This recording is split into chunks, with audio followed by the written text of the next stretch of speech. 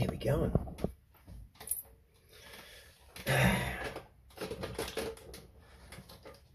I like to wait to see if something comes up that I can, put my words to. You know what I mean? Like, I know what I want to say, but I need something to there to understand what I'm trying to explain. Right? Like I'm sure many other people wait, philosophers and other things, right? And I've been waiting, because there's people still ask, why didn't you say anything? Or you could be just having a bad day, you could be just going through grief, you could be just your own, where you are, in your dark place.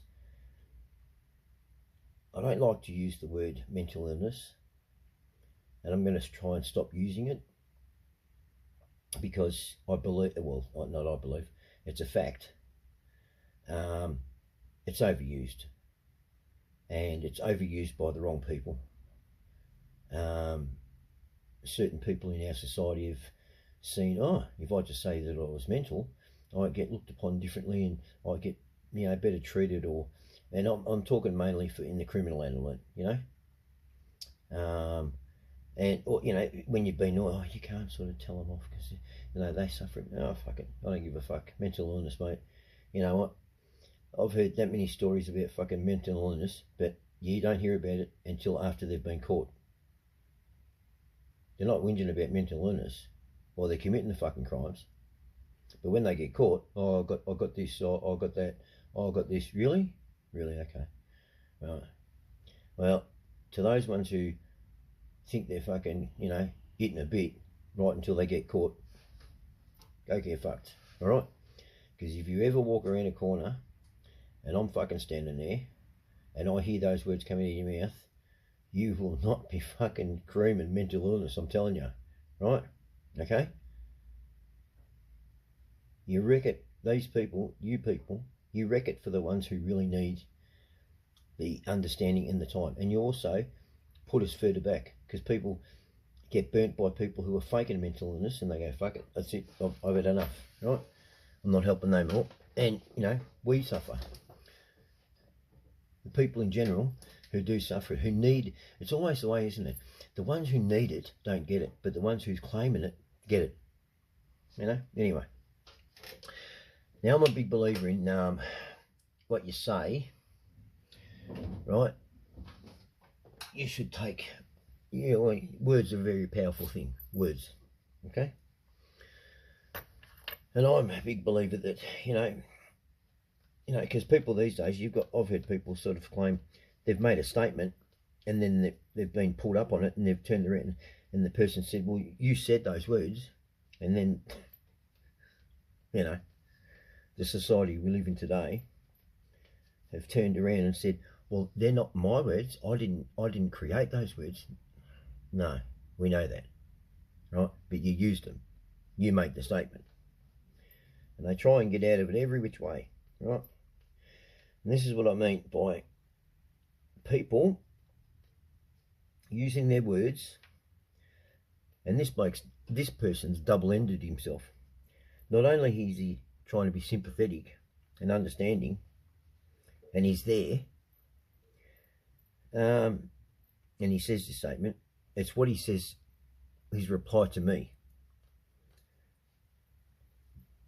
This bloke was running a mile, mate. All right, so I'll put it on play, and you can listen to it. All right? No.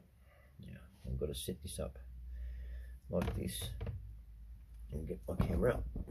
Put it over there like that. Okay.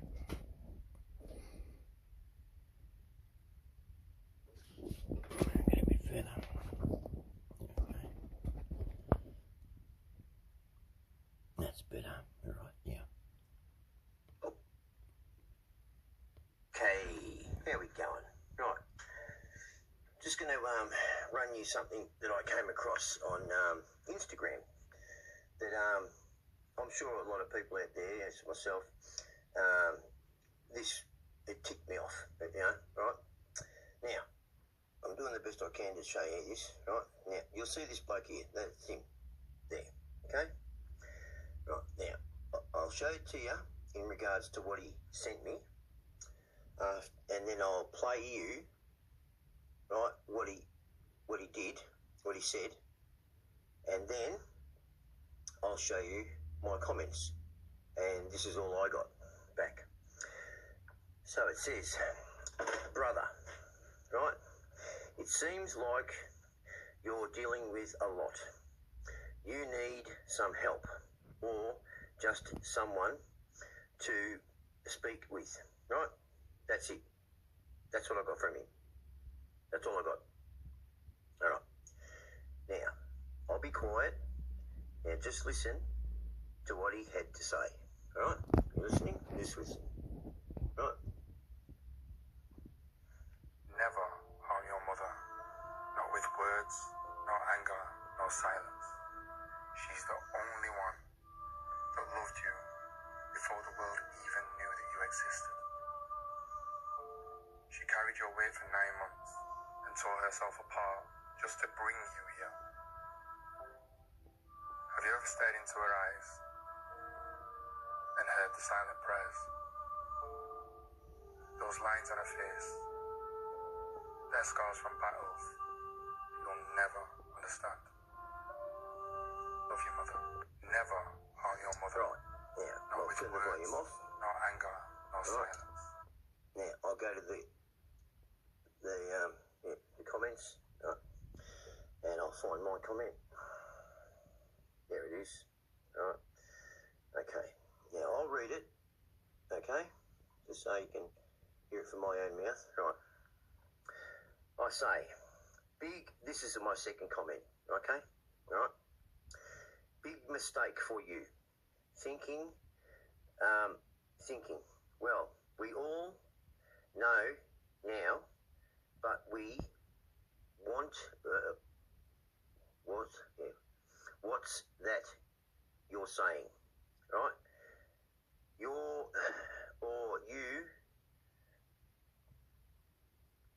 are asking either the way I'm to tell you have just shown only, you have just shown you only think of yourself and hear your own words, and that you don't care. I hope you didn't have to climb far up that ladder. Why? You ask, because you are now falling down, right? And I get cut off, okay? Right. The first comment was this one.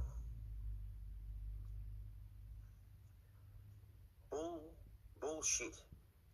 Evil can have babies too. You and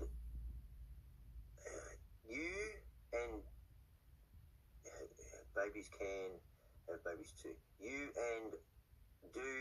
you know how many people you have just triggered by saying what you just said without thinking of others? You will never know, but I have made you think about it now. My name is Justin Betteridge. You want to talk? Let's talk. Okay. Talking is good. Talking helps others. But thinking to yourself and then saying it only tells people you only listen to yourself. Right? This one, right? I would very much like to talk with this man, to have him understand a couple of things. One, he said that they were his words, right? That he used to say those words, right? Okay? You use that, you used that came out, those words that came out of your mouth, right? Yes, right, okay. Responsibility of what you just said and understanding this is if you say something without thinking of others, and know that the human race are the most destructive force on this earth. We have done and will continue to do destructive things and disgusting things to one another, right? Words are not something you play with. Words are dangerous. If you don't choose and say them in the right way, and you are finding that out now, right? That's what I said, right? Now I'm going to pause this because I'm going to take this on my phone. Right. So, yeah. Right. So that's done. So that's what I said. Right. And I got that. I got back brother, for starters, right? Now, I'm not going to be racist here, and I don't want people to think racism, okay? All right, let's just get away from all of that shit, all right? Okay? But I'm going to point something out here, right? He might live in England, right? Wherever he lives, I don't give a shit where he lives, right? But I can tell you now that that man had Middle Eastern in him. He was Middle Eastern, okay? Lebanese, whatever be the case, right? And it makes me, and I could be wrong, and if I'm wrong, I'm wrong, okay? But there'd be some part of him, he's Turkish, whatever, you know, but there'd be some part there where he's connected to the sand, okay? And that's this. He makes a quote like that about his mother. But yet, in the Indian culture, the Middle Eastern culture, and in some other cultures, women are not to be heard or seen. They're not even seen as important. Meaning, they treat them differently to what Americans treat their women, Englishmen treat their women, Australians treat their women. You understand what I'm saying? Right? And he comes out with a quote like that. And he's Middle Eastern. Okay, now. That was the first thing that I saw. Right? Him saying that. Hang on a minute. The other thing is he's sitting there. Obviously, he's been invited to. He's a very well in tune person to people's feelings and stuff like that. Well, how do you take his comeback comment to me, brother? It sounds like you need some help, right? This is what I found, and I'm sure many others of you have. Whether it be mental illness, or you're just in a dark place, something's happened that you've lost faith in, trust in people. Could be anything. Like I'm worrying about a friend tonight. He was here yesterday, working on his bike, and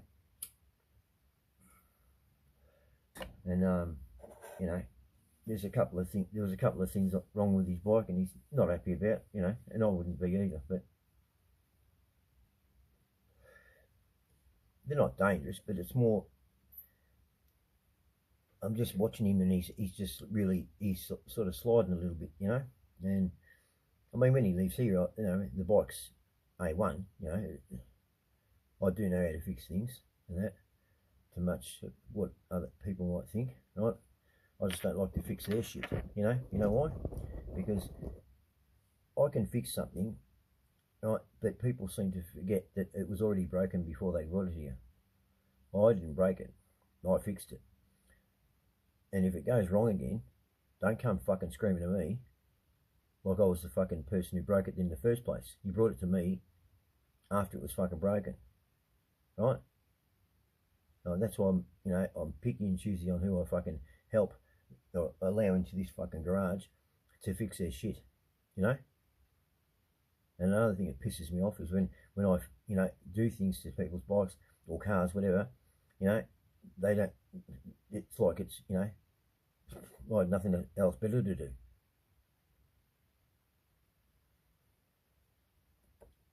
So anyway, I'm worrying about him because he's just not really happy. But this bloke here, he's the reason why people don't come out and say they've had a nervous breakdown, or they've had a stressful time in the past, or they've gotten over addiction, or they've come from a bad place. Because when something goes wrong, or so, there might be a hiccup, it's like, I said it in one video once before. We come out, we tell you, we're the ones talking. We're being told to do that. This is the right thing to do. This helps. Talking. So why is it then I can hear more whispering, and it's not coming from us? Huh? Why is it that it feels like sometimes more shit's been put on my shoulders? Yeah? Or I'm more of the butt of someone's joke. Eh? Can someone explain that? Right. That's why people, if you look around, the real people who are suffering in darkness and mental health and stuff like that, are not stepping up. It's not that I shouldn't say stepping up. They're not telling anyone. I think the awareness we've made has made it more clear to the people who might be suffering to shut up, because it just seems to be getting worse. There's a lot of fucking a lot of awareness, but there's no pract. There's no, okay, let's put it to work now. Like with me, like with Danny's ride, that's great. He raises money, it's fantastic. I'm not taking anything away from Danny, right? But I'm sick of the fucking raising money. I'm sick of the donating it to here and there, So I put my hand up. I said, all right. Danny and I have spoken, and I said, well, I'm going to run the ride. And I'm not running the ride for what people think. I'll tell you what, I'm running the ride. Do you know how hard it is, or how special it is to get that many people in one place that have all been touched by the hands of the loss of, someone by suicide? And no one mentions that word on that day. And everyone has a good day.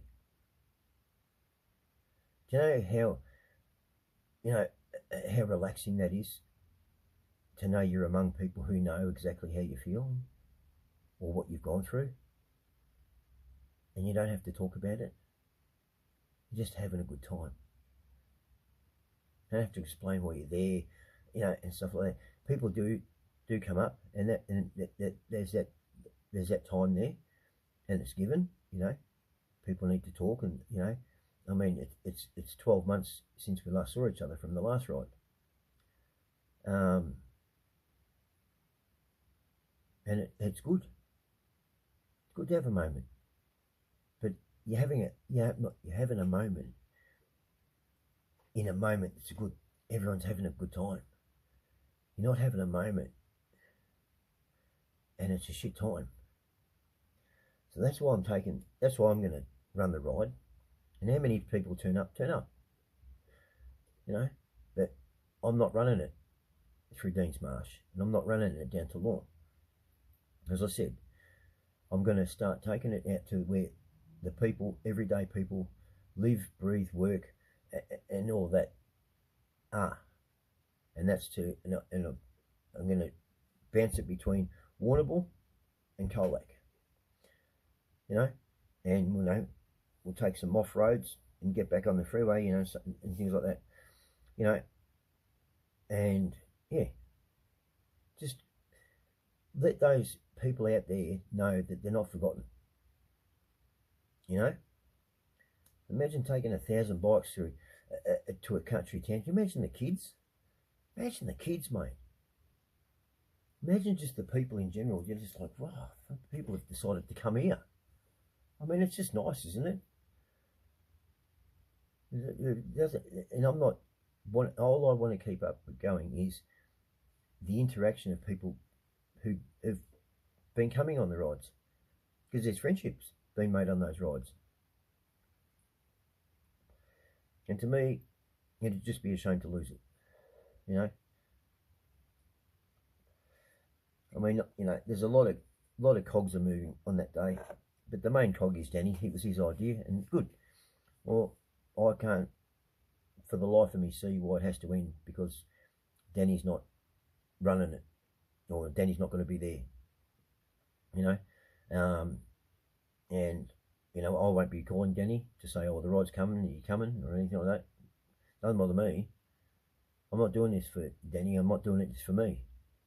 I'm doing it for everybody who has, you know, suffered some sort of, you know, loss, hardship, you know. That's what the day's about. Having a good time, you know, riding, and I think Danny, the way he routed the ride was fantastic, you know. You know, he's taken it to the tourist areas and, you know, making everyone see what it's about, you know, and that's fantastic. But what I want to do now is I want to take it now, and so we can, for future rides, we can see that we're making a difference, you know. Might take a couple of years, but we'll see the difference. We'll see the change, you know, because we're injecting money into the town. You know, you know, I'm taking you there. You're going to get something that you're going to buy lunch there. On the way there, we'll stop somewhere. You know, what's wrong with that? Just because Danny mightn't be there, and I've taken over, it makes no difference. You know, there I'll offer a donation, but I'll tell you now, any money that's donated or taken on the day, right? I'll be in contact with the council of those areas or the hospital in that area and donating the money to them. And what's wrong with that? We've all got to go to the doctor to get diagnosed with mental illness. So what's the matter if, you know, what, you want me to open up another men's shed? Right? What's wrong with just helping people in general, across the board? Because once you start helping everyone, one person helps another person. It only takes one person to help someone. It doesn't take a lot. And, you know, that's the way I see it. But this bloke, eh? What a champion. And all I said was, mate, you know, a couple of people did. No, I don't agree with that. Love your mother. For those people who might be tuning in or not understanding what I mean is this. My mother was the youngest. And you might even say it was a bit of a shock, actually. Now, her brother, she had one brother. There was another brother, but he was stillborn. Barry. But my mother was the youngest. And it went Auntie Pat, Terry, Valerie, Eunice, and then Hillary, my mum. But there was a big gap between Eunice and my mum. Now Auntie Pat and Valerie, they went to nursing school.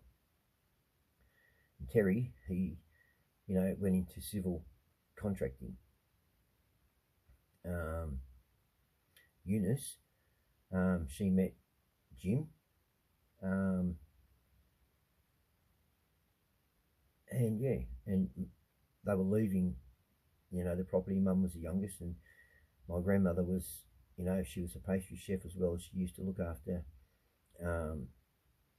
she used to basically be a maid, for some of the wealthy people in Victoria, and my grandfather, he was a boilermaker. He was also in World War I and II. And anyway, everyone was leaving the property at Lara, and there was Mum. Well, Mum sort of put pay to Pop and Grandma's future, so Pop went to Tassie and didn't divorce my grandmother. Just he couldn't take society after what he's seen in the war, So he went to Tassie, and Grandma, stayed here with Mum. And my mother went to the best schools, because part of the deal was whoever hired my grandmother also got my mum, but she was a kid. So my mum went to the best boarding schools for young girls, the best. The best education. Something her siblings didn't get, but they were educated. And she chose to do nothing with it. And her plan was this: to fall pregnant and to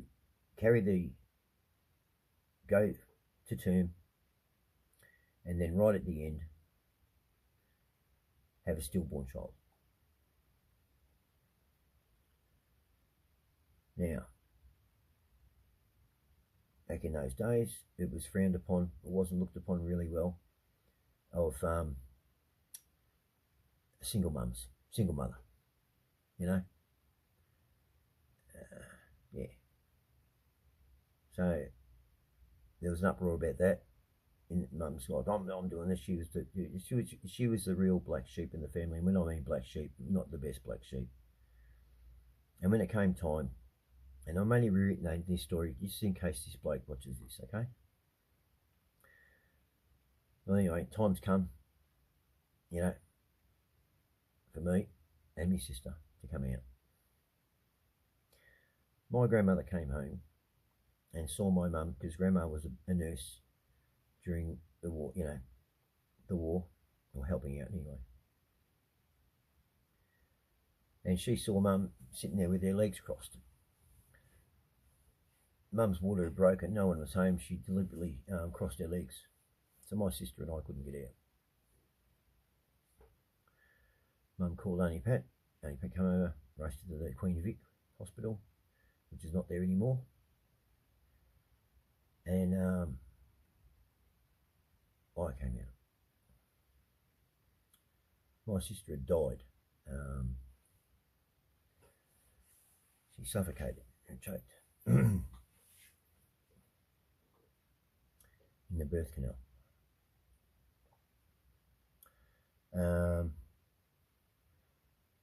There was offers, my Auntie Pat and Auntie Valerie, they were wanting Mum to sign adoption papers and everything for them to adopt me, keep me in the family, but I was not to be with Mum.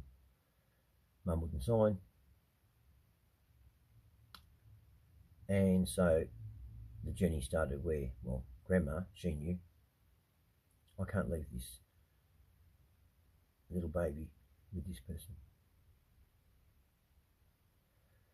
So Grandma stayed. Now, my childhood, while my grandma was alive, we were moved everywhere, and I can't remember a time, and I've got a good memory of my mother really being there.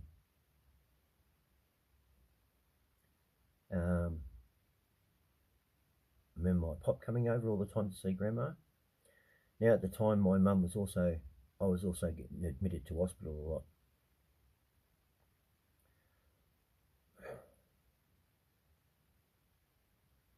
It's funny what you learn. You come to realise what was really going on when you get older.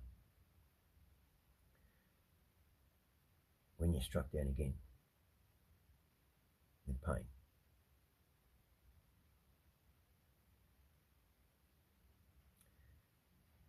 And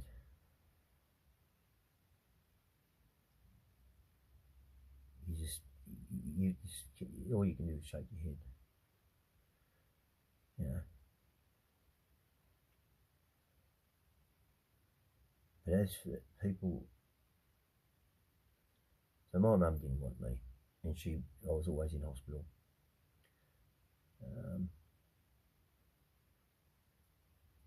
No one was allowed to visit me. I remember my Auntie Pat coming to visit me at hospital once. Yeah.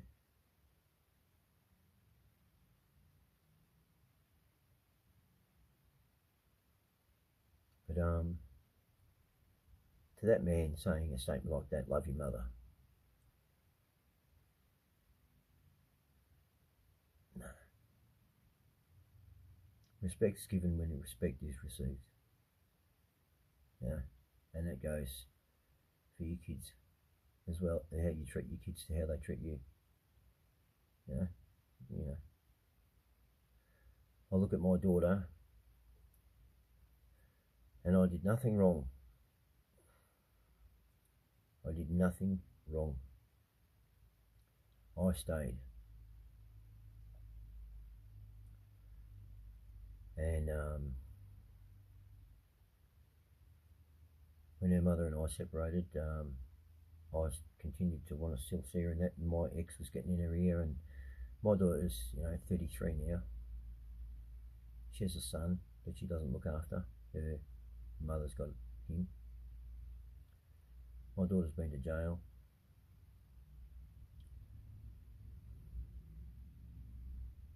And I just think, why? I do. I think, why?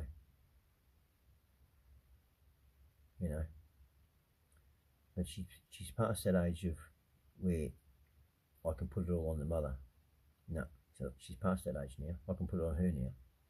She hasn't come back to me, because they know.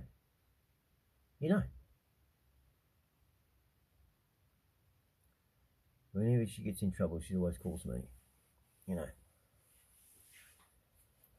I'm not the nice. I'm not little Lord Fauntleroy. Okay, I think we all know that. But there's crimes out there that are okay. That was justified. Then there's crimes out there that no. That was shit. Even by Cook standards, that was shit. Well, yeah. So people, when I sort of stuffed up in what I was trying to say there in the words. But when you say something, there's an element of responsibility of what you've said. What he just said, that triggered something in me. And I'm sure many people who watched it and who are going to watch this, yeah, it'll resonate. A lot of people in this world have been hurt by their own parents, murdered, raped, used for God alone. So love your mother, yeah? I worked at the Children's Hospital, and I'll tell you what one of my roles was there. My two main roles was as a building operations manager. So I was in charge of the hospital for any disaster that may happen, and had to action it and get it going.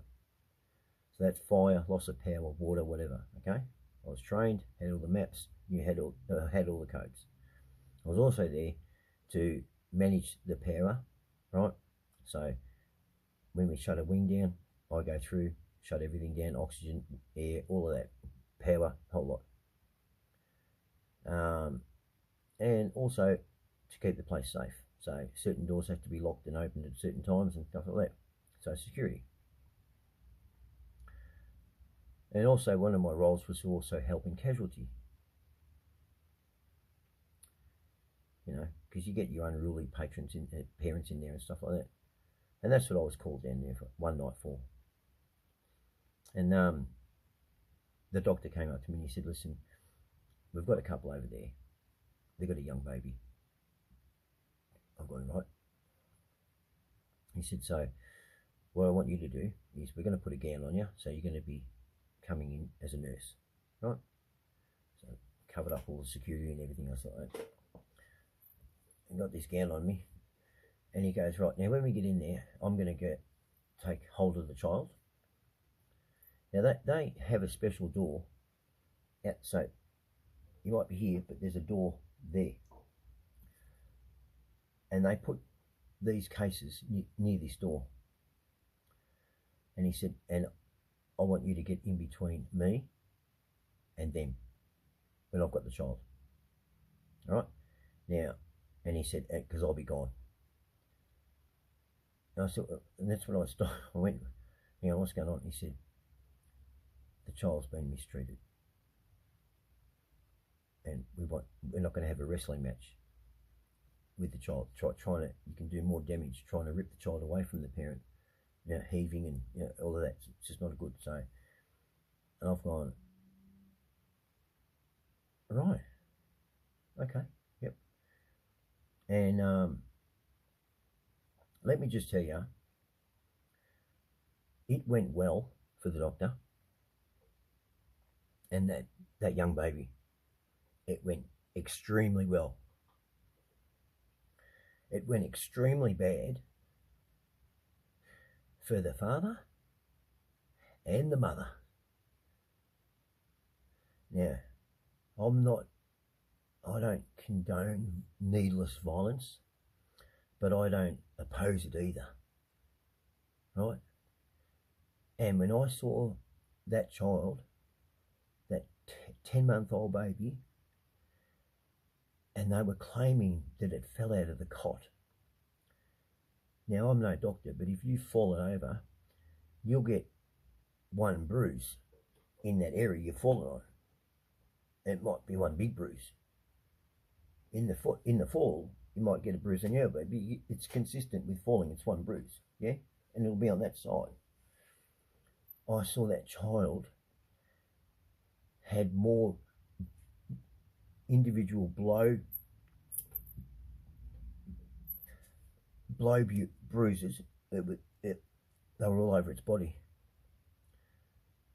I managed to keep my calm for that doctor to get the hell into that other room. There was no chance that couple was ever getting that child back again, right? And when he was safely through the door, I turned around and I pretty much said, how you going? Good? You won't be in a minute. And I destroyed them. I couldn't help myself. Seeing that baby in that state and them bickering, going, what are you fucking doing? You know, what are you yelling? What are you doing? The police were on the way. I didn't care. Oh, didn't care, mate.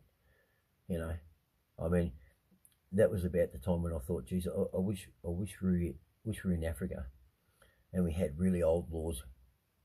You know, I could hang them. I could legally hang them, noose them. You know, and then you know what when some police come, you know, and their wounds were tended to, yeah, because I hit them both. Oh yeah, I went ballistic, mate. Right. I doubt that woman would ever have a child again after what I said. Right. And even while the police were there, you know, I was standing there. I didn't run from nothing. You know, and then it started, and then I interrupted with the police. I turned around to them both and I said, do you think anyone gives a fuck about your fucking problems? Your drug addiction, your fucking depression, your fucking this, your fucking that. It's a fucking 10-month-old baby, mate. And you. and you're its mother. And you're sitting here trying to justify hitting a baby because the car needed petrol, or you don't work, or you got a drug problem. Fuck. Unbelievable, mate. Yeah. Oh, yeah. You got to take responsibility, and people like that need to be held accountable for being. Because did you notice how sweet it was? He's realised, he's gone, whoa, shit, fuck. Yeah. People need to watch their fucking mouths. Unless you fucking honestly know someone, right? And I mean know them. And while we're on that subject, people want to know how I'm feeling, right? In regards to Glenn.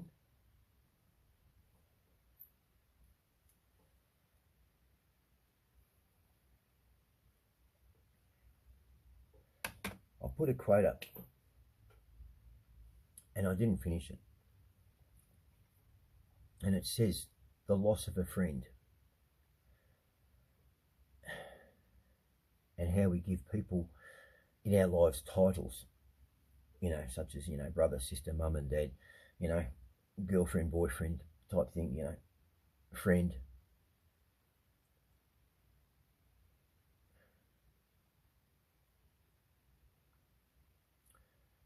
And I put at the end of it, I put down, can't forget Grandma and Poppy.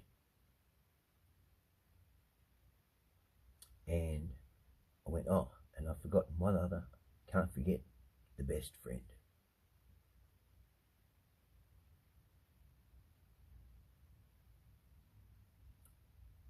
You don't have many best friends at once. Okay? Like Glenn's gone. That's very hard. I don't believe he's gone. It's hard.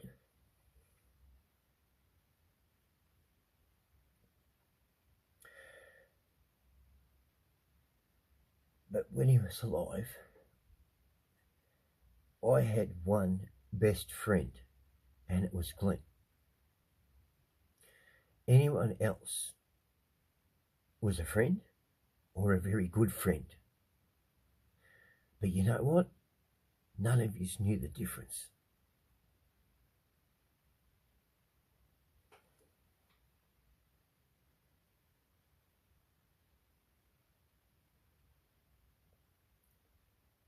Okay?